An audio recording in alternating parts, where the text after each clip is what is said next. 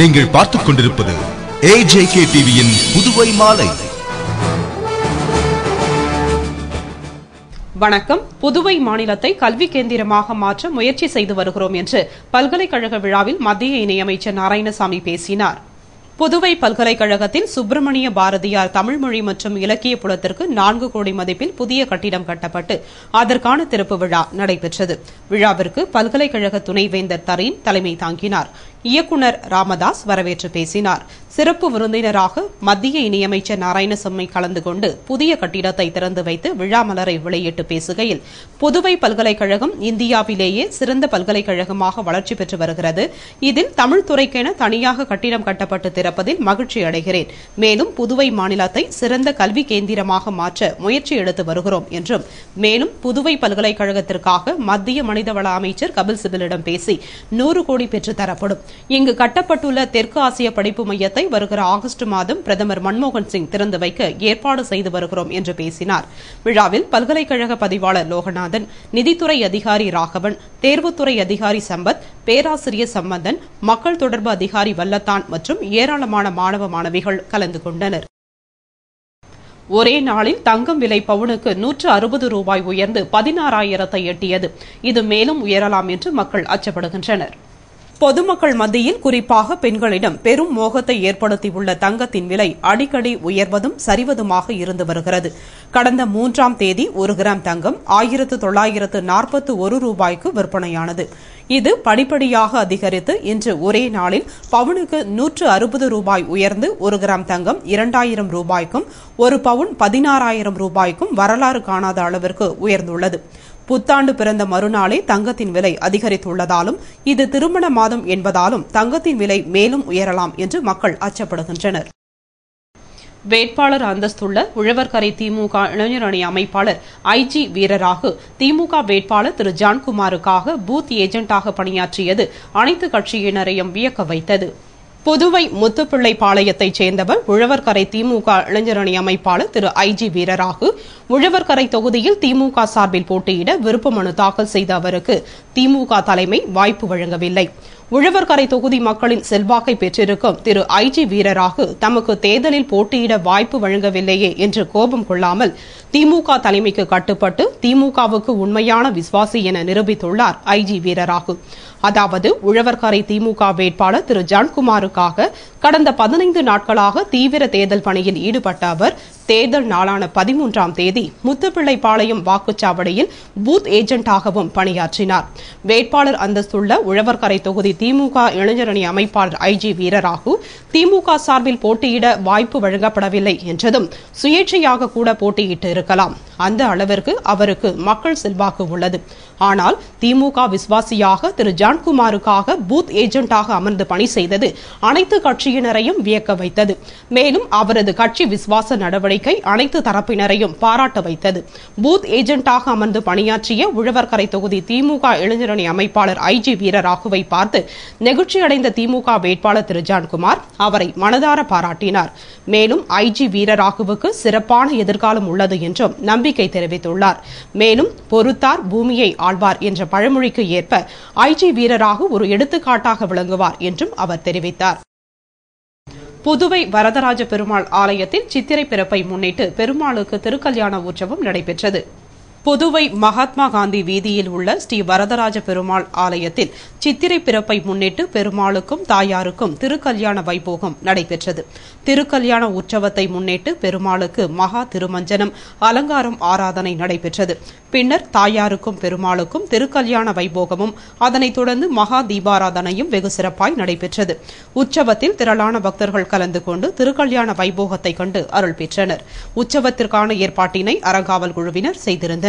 இதேபோல முத்துமாரியம்மன் கோவில் வீதியில் எழுந்தருளியிருக்கும் ஸ்ரீ முத்துமாரியம்மன் ஆலயத்தில் உள்ள ஸ்ரீ ராகவேந்திரர் தேவஸ்தானத்தில் சித்திரை திருவிழாவினை முன்னிட்டு ஸ்ரீ ராகவேந்திரருக்கு சிறப்பு பூஜைகள் நடைபெற்றது.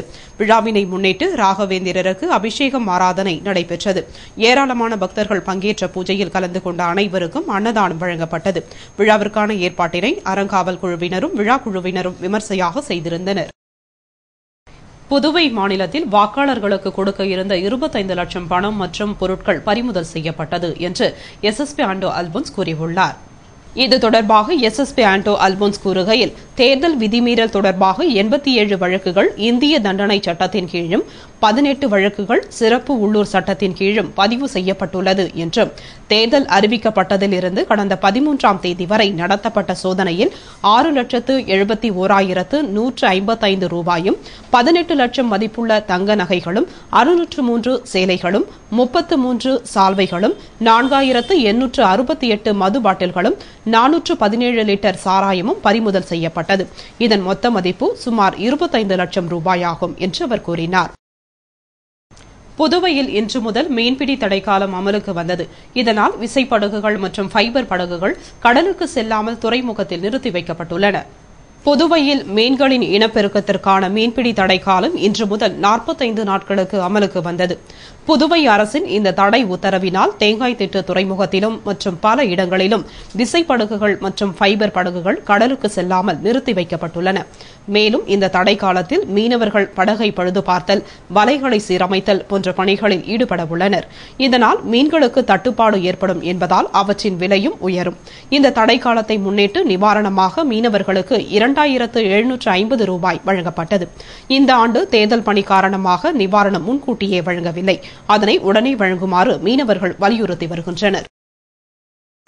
புதுவை மணக்குள விநாயகர் ஆலயத்தில் சித்திரை திருநாளை முன்னிட்டு சிறப்பு பூஜையும் சுவாமி வீதி உலாவும் நடைபெற்றது. புதுவை அருள்மிகு மணக்குள விநாயகர் தேவஸ்தானத்தில் சித்திரை பிறப்பை முன்னிட்டு சுவாமிக்கு சிறப்பு அபிஷேகம், அலங்காரம் மற்றும் மகா தீபாராதனை நடைபெற்றது. இதில் திரளான பக்தர்கள் கலந்து கொண்டு சுவாமி தரிசனம் செய்தனர். இதனையடுத்து சுவாமியின் வீதி உலா நடைபெற்றது. வீதி உலா ஆலயத்தில் இருந்து புறப்பட்டு மாட வீதி மற்றும் முக்கிய வீதி வழியாக சென்று நிறைவாக ஆலயத்தில் முடிவடைந்தது. சித்திரை திருநாளை முன்னிட்டு மணக்குள விநாயகர் ஆடம்பர அலங்காரத்தில் மக்களுக்கு அருள் பாலித்தார். இதேபோல குயவர்பாளையம் ஸ்ரீ முத்துக்குமாரசாமி தேவஸ்தானத்தில் சித்திரை பிறப்பை முன்னிட்டு சுவாமிக்கு திருக்கல்யாண உற்சவம் நடைபெற்றது. உற்சவத்தை முன்னிட்டு சுவாமிக்கு மகா அபிஷேகம் நடைபெற்றது. பின்னர் 108 தட்டு வரிசைகளுடன் ஊர்வலம் நடைபெற்றது. இதனையடுத்து சுவாமிக்கு மாங்கல்ய தாரணமும் பின்னர் அன்னதானமும் நடைபெற்றது. விழா ஏற்பாடுகளை அறங்காவல் குழுவினர் செய்திருந்தனர். புதுவை சோலை நகரில் உள்ள மந்தைவெளி மாரியம்மன் ஆலயத்தில் சுவாமி ஓங்காரானந்தா ஆசியுடன் 108 குத்துவிளக்கு பூஜை நடைபெற்றது. சித்திரை பிறப்பினை முன்னிட்டு முத்தியால்பேட்டை சோலை நகரில் எழுந்தருளியிருக்கும் மந்தைவெளி மாரியம்மன் ஆலயத்தில் இவ்வுலகில் உள்ள மக்களை சுனாமி, பூகம்பம், மழை வெள்ளம் போன்ற இயற்கை அழிவிலிருந்து காத்து ரட்சித்து உலக மக்கள் யாவரும் மகிழ்ச்சியோடு வாழ அருள் வழங்க வேண்டும் என்று ஓங்கார ஆசிரம தலைவர் ஓங்காரானந்தா ஆசியுடன் 108 குத்துவிளக்கு பூஜை நடைபெற்றது. இதனை முன்னிட்டு கலச ஸ்தாபனம், தியானம், கலச ஊர்வலம், விநாயகர் பூஜை நடைபெற்றது. இதனை அடுத்து 108 குத்துவிளக்கு பூஜையும் மங்கள ஆரத்தியும் நடைபெற்றது.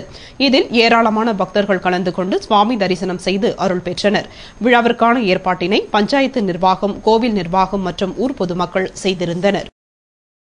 புதுவை மணவெளி திருவேணி நகர் திருவேணீஸ்வரர் ஆலயத்தில் 17ஆம் தேதி நடைபெறவுள்ள கும்பாபிஷேகத்தை முன்னிட்டு சிறப்பு பூஜைகள் நடைபெற்றது. புதுவை வில்லியனூர் கொம்யூன் மணவெளியில் உள்ள திருவேணி நகர் அருள்மிகு திரிபுர சுந்தரி வலமுறை ஸ்ரீ திருவேணீஸ்வரர் ஆலயத்தில் வரும் 17ஆம் தேதி அஷ்டபந்தன மகா கும்பாபிஷேகம் நடைபெறவுள்ளது. இதனை முன்னிட்டு ஆலயத்தில் நேற்று சாந்தி ஹோமம், மூர்த்தி ஹோமம், யாகசாலா சம்ஸ்காரம், வருக பூஜை, தம்பதி பூஜை, சுவாசினி பூஜை, கன்னிகா பூஜை போன்ற பூஜைகள் நடைபெற்றது. இதில் திரளான பக்தர்கள் கலந்து கொண்டு சுவாமி தரிசனம் செய்தனர். பூஜைக்கான ஏற்பாடுகளை அறங்காவல் குழுவினர், திருப்பணி குழுவினர், திருவேணி நகரவாசிகள் செய்திருந்தனர்.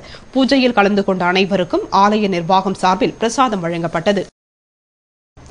இத்துடன் செய்திகள் நிறைவடைந்தன. வணக்கம்.